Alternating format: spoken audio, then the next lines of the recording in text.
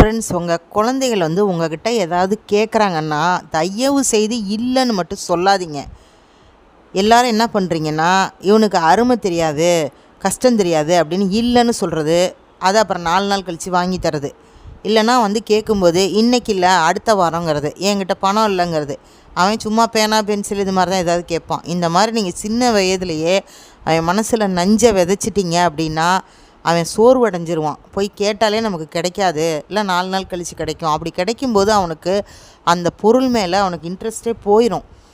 இது மாதிரி வளர்கிற பிள்ளைகள் பின்னாடி அவநம்பிக்கையாக தான் வருவாங்க. படித்தாலும் வேலை கிடைக்காது, வேலை கிடைச்சாலும் நல்ல சம்பளம் கிடைக்காது, இது மாதிரி அவநம்பிக்கையை வளர்த்துக்குவாங்க. அதுக்கு பதிலாக அவன் கேட்கும்போது டக்குன்னு நீங்கள் வாங்கி கொடுத்து பாருங்கள், ஒரு 10 பொருள் வாங்கி கொடுத்து பாருங்கள்.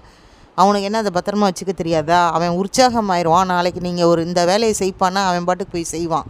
இந்த படிப்பு படினா படிப்பான். சப்ஸ்கிரைப் பண்ணுங்கள்.